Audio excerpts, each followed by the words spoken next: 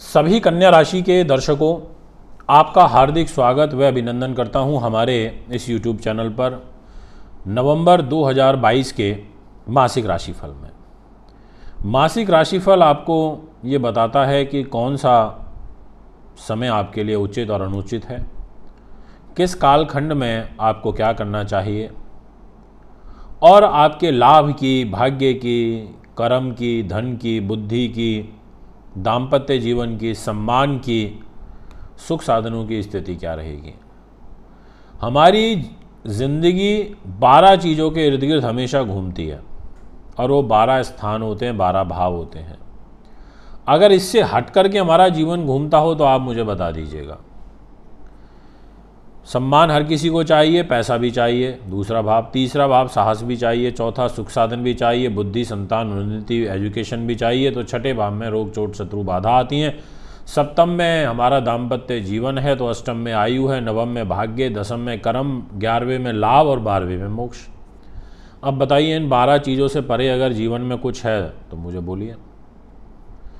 ये यथार्थ सत्य है जीवन का, बिल्कुल ट्रू है। हमारा जीवन जब तक इन 12 चीज़ों के इर्द गिर्द घूम रहा है तो समझ लीजिए तब तक ही जीवन है, और जब इनके इर्द गिर्द घूमना बंद हो जाएगा तो समझ लीजिए हम इस मृत्यु लोक को छोड़ देंगे। हमारा देह इस आत्मा को छोड़ देगा। दिनांक 16 नवंबर को सूर्यदेव वृश्चिक राशि में शाम को गोचर करेंगे। मंगल ग्रह 13 नवंबर को वृषभ राशि में वक्री हो जाएंगे। बुध 13 नवंबर को वृश्चिक राशि में आ जाएंगे। देवगुरु बृहस्पति 23 नवंबर को मीन राशि में मार्गी हो जाएंगे और शुक्र ग्रह 11 नवंबर को वृश्चिक राशि में रहेंगे। यानी कि 5 ग्रह, पांचों के 5 पावरफुल और एक जबरदस्त ग्रह स्थिति। क्या होगा फल आपकी राशि पर, इसका इम्पैक्ट वो मैं अब आपको बताने जा रहा हूं, इसलिए ध्यान से सुनना और वीडियो को पूरी सुनना। आपकी यदि बात करें प्रथम भाव की, सम्मान के वाले घर की, आपके कार्य सिद्धि के घर की, आपकी राज्य में प्रतिष्ठा, आपके लगन से प्यार की, तो इस स्थान की जिम्मेदारी तो बुध ग्रह के पास है और बुध देव स्वयं आपके धन के घर में बैठे हुए हैं दिनांक 13 तारीख तक। अच्छा रहेगा, मान सम्मान, इसमें कोई भी दो मत नहीं है, मैं आपको पूर्ण रूपेण आश्वस्त कर देता हूं। पर विशेष है, वैसे तो पूरे महीने ही हैं पर पहले 13 दिन ज़्यादा। आर्थिक रूप से बात करूं और प्राइमरी एजुकेशन की बात करूं, ग्रेजुएशन तक की विशेष रूप से शिक्षा, तो इस घर की जिम्मेदारी शुक्र के पास है। शुक्रदेव आपको अपनी एजुकेशन में सहयोग प्रदान करेंगे, उत्तम विद्या का आपको लाभ प्रदान करेंगे और साथ में धन की स्थिति को मजबूत करेंगे। पर आपको आँख, वाणी, पेट, हृदय से संबंधित विकार यदि चल रहे हैं तो इसमें आपको चिंता की बात दिखाई देती है। इसके अलावा आप स्वयं के ही कारण अपने धन का नुकसान कर लेंगे, इसलिए मीठे शब्दों का प्रयोग आपको विशेष रूप से करना चाहिए इस नवंबर के महीने में। 13 तारीख के बाद ग्रह स्थिति में और पॉजिटिव बदलाव देखने को मिलेंगे, ऐसा एक ग्रह गोचर मुझे यहाँ नज़र आ रहा है। यदि बात करें विल पावर की, साहस पराक्रम की, तो इस स्थान की जिम्मेदारी मंगल के पास है। मंगल एक महत्वपूर्ण प्लैनेट है और मंगल हमारी यानी कि आपकी कन्या राशि के अनुसार ग्रह गोचर पहले 13 दिनों तक तो ये कर्म भाव पे कर रहे हैं, जो कि अच्छा नहीं है, शत्रु राशि में। और 13 तारीख को शाम को ये वृषभ राशि में आ जाएंगे वक्र चाल में, फिर ठीक है। तो उसके बाद सगे संबंधियों का, खास लोगों का सहयोग मिलेगा। धोखे जो मिल रहे हैं, जो कमिटमेंट पूरे नहीं हो पा रहे हैं, लोग जो आपको टालम टाली आपके साथ कर रहे हैं, वो सब चीज़ें दूर हो जाएंगी। क्योंकि जैसे ही वृषभ में ये आएंगे तो इनकी सप्तम दृष्टि स्वयं अपनी ही वृश्चिक राशि पर, 3rd हाउस पर रहेगी। लंबी दूरी की यात्रा, व्यापारिक यात्राएं की जा सकती हैं, ये मैं आपसे कहना चाहूँगा। यदि बात करें आपके सुख साधन की, प्रॉपर्टी की, वाहन की, ज़मीन जायदाद की, तो इस घर की जिम्मेदारी देवगुरु बृहस्पति के पास है।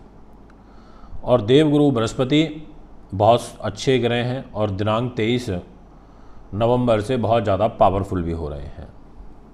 तो ये ग्रह आपके वारे न्यारे करेगा, ये ग्रह आपके जीवन को एक नई दिशा देगा और प्रॉपर्टी से रिलेटेड सभी कार्यों में आपको विजय प्राप्ति का आशीर्वाद भी मिलेगा। ये मैं आपको पूर्ण रूपेण कहना चाहता हूँ। इसके अलावा एक बात और आपसे कहूँगा जिसका आप थोड़ा ध्यान रखिए।